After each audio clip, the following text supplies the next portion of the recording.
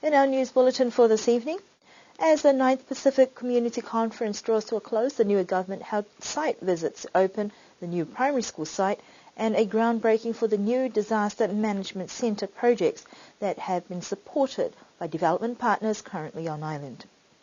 The second weekly flight is due to end next week, but there are concerns from local business operators.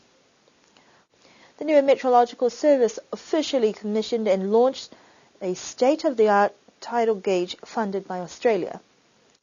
The United Nations Youth Envoy met with youth leaders for a brief discussion about issues that affect their development. Kiwi Bank take over postal services with the transfer of Niue Post. As the 9th Pacific Community Conference came to a conclusion this afternoon, it was a chance for Niue to showcase some projects that have been implemented with the generous support of development partners. The new primary school site, funded by the Australian government and administered by the New Zealand government, is a part of a tripartite arrangement where Niue is the beneficiary. With the presence of the Australian Minister for International Development in the Pacific, Honourable Stephen Chiobo, on the island, government thought that it would be timely to take officials for a site visit to see firsthand where their funds have been spent. It has been highlighted throughout the conference that education is the key to success to enable people to respond accordingly and contribute to sustainable development. The official opening for the school will be held next year, and the school should be ready before the school year starts in 2016. This was later followed by a groundbreaking that marked 3 major milestones for Niue and the Pacific.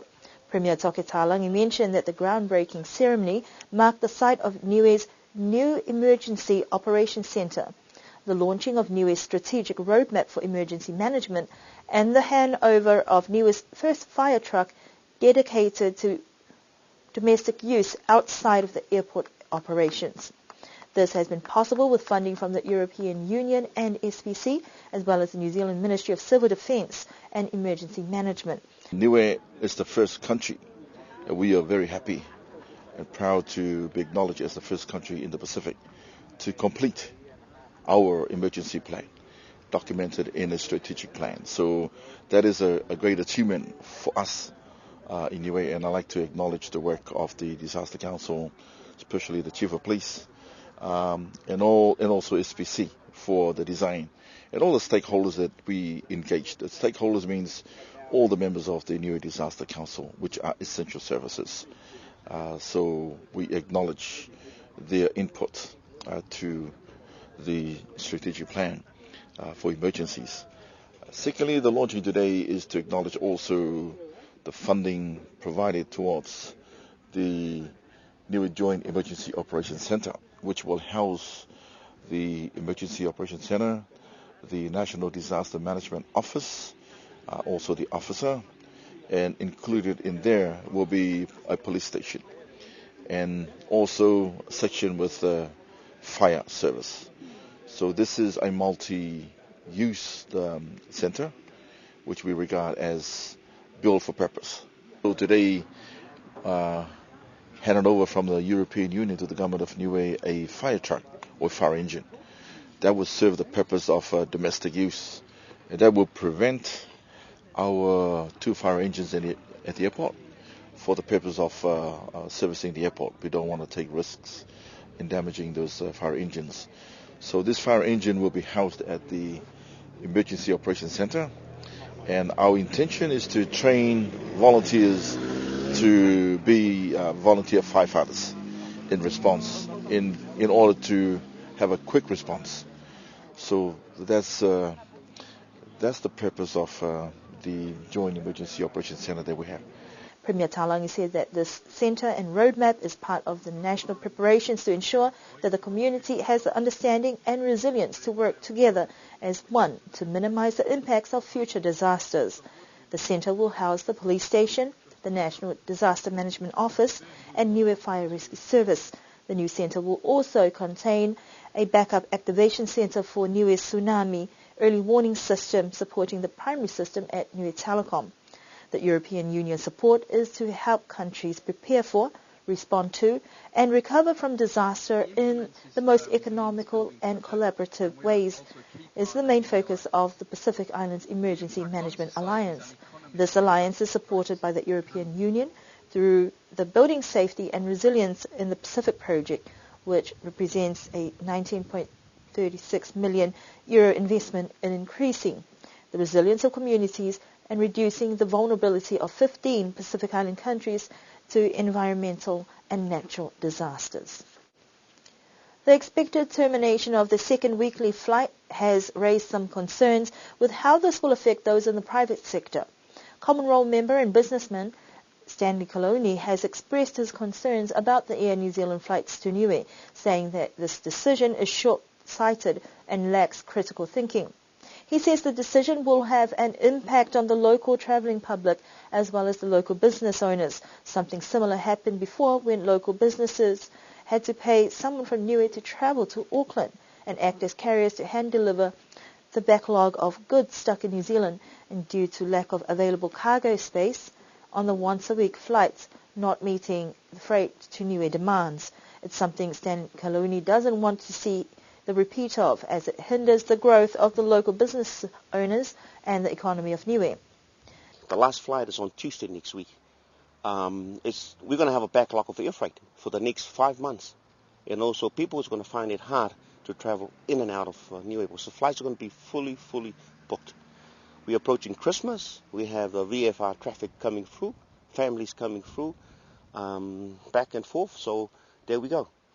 History tells us in the last 3 years, now it doesn't work with only one flight from November to April.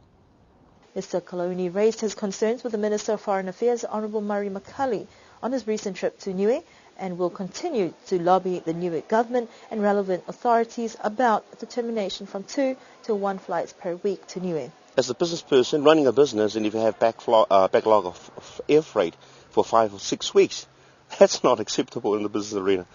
How can you operate a business like that? Absolutely, it's a challenge to operate as it is in a small country, but when you have things like that, it's even harder. Not only for myself, but most of the business people out there in Niue. Mr. Coloni plans to keep lobbying for twice-weekly flights to stay or use an alternative flight route similar to those used in the late 80s with Air Polynesia. We were unable to get an official statement or response from government representatives before this news bulletin went to air. Niue has finally launched the most technologically advanced tide gauge in the Australian-funded Pacific Tide Gauge network in the region. The tide gauge was formally launched by Premier Toke Tālangi, the Australian Minister for International Development and the Pacific, Honourable Stephen Chiobo, and the Director General of SBC, Dr. Colin Tuguitonga. An official program was held at the Sir Roberts Wharf yesterday afternoon to commission what has been a joint effort. Niue Met Service Director Sionitasi Pulhetoa says that this has been a long time coming after years of lobbying to get this piece of equipment for Niue since a meeting in Tonga in 1998. The monitoring station was 20 years in the making for Niue. However, the installation of the brand new facility can now provide critical weather and sea level information not only for Niue but also the Pacific region by measuring changes in sea level and land movement, critical elements to mitigate any potential impacts of sea level changes in the Pacific. As global science research now shows, changing climate patterns are causing not only sea level rise, but also an increase in number of extreme weather events like cyclones and tsunami. For the Pacific region, this is potentially a deadly combination of high water and wave activity from an increasing number of storms. Tide gauges can provide valuable information on the sea level and tides and weather conditions of a country. 20 years after Sionetasi's original letter, Niue has a tide gauge. We now have a reliable information on sea level and weather conditions. Thank you, Tasi. We now contribute to the Pacific Tsunami Warning System in a disaster planning for the region. We now have accurate and precise sea level data that can be used to produce tide predictions and monitor long-term sea level rise. The tide gauge is also accompanied by a Geoscience Australia Earth monitoring technology using the global navigation satellite system. This high-tech system helps Niue to understand its land movement as well as sea level rise.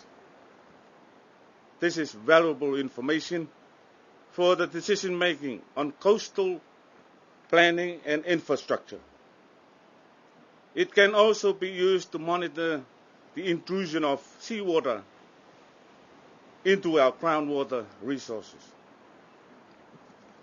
Having knowledge of the sea level rise, tides, weather, land movement provides a solid foundation for Niue's community, the private sector, as well as the Niue Disaster Councils, Lands and Survey Division, Water Division, Health Department, Agriculture, Forestry and Fisheries, and Education.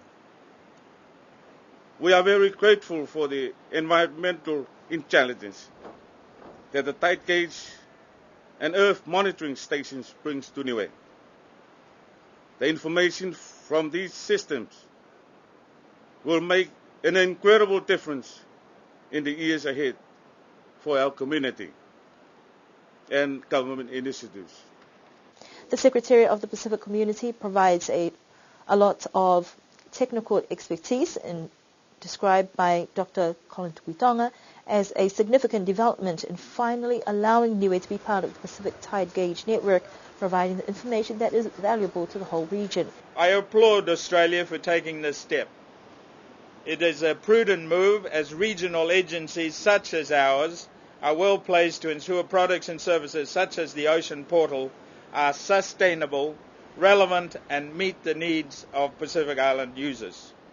This is an example of a very real practical result of a strategic partnership between Australia and SPC for the benefit of the people throughout our region. The structure houses state-of-the-art instruments that monitor weather, tides, sea level and positioning. It will provide information in real time, direct to the Niue Meteorological Service and key industries like infrastructure, planning, geoscience, fisheries, shipping and tourism. These sea level monitoring stations form the backbone of one of the world's most important ocean monitoring networks, and this will allow Niue to assess the extent and potential impacts of sea level rise so they can effectively plan for disaster risk reduction initiatives. Niue has a rare opportunity to have the presence of the United Nations Youth Envoy Ahmad Al-Indawi as a guest on island here as part of the 9th Pacific Community Conference at the Millennium Hall. Despite his brief visit to the island, the envoy was able to meet some of the country's up-and-coming leaders with a brief visit to the Niue High School and a session with youth leaders, mentors and students at the University of the South Pacific Niue Center. Mr. Al-Indawi was appointed by the UN Secretary-General Ban Ki-moon as the very first youth envoy in early 2013 and has been tasked to bring the voices of young people all around the world to be addressed into the United Nations system. Al-Indawi works with different UN agencies and organizations to help enhance, empower and strengthen the position of young people within and outside the United Nations system. During yesterday's discussions, he voiced how inspired he was at how passionate and loyal the young people of Niue are to their country, and later asked the group how the UN can help improve Niue. One of the strong subjects that was discussed was climate change and how climate change is affecting neighboring islands in the Pacific. Mentors from the Hakupu Young People's Fellowship suggested for more practical and promotional workshops for youth to interact, participate and be informed about issues around the world, to look at organizing a volunteer group to go out to do mission in countries that have been affected by tropical cyclones, to have first-hand experience and to appreciate what they have here in Niue. Mr. Alindawi also made the keynote address at the high-level dialogue today and continued to share how important the youth perspective is, especially for sustainable development goals and initiatives, not only nationally, but also within the region. Postal services have now been transferred to the Kiwi Bank with some new initiatives to be implemented. The new post office was formerly part of the telecommunications arm of government, but the transfer has been in discussion and consideration for some time now. The move became official at the beginning of this week to follow similar services offered in New Zealand, where both entities operate under one management. The objectives are to replicate what we did with the bank. We wanted to improve the service and also to lower the cost of providing the service. If you look at mail businesses around the world, they're all suffering with decreased volumes as people go online to communicate. So the revenue that the post office was making was dropping.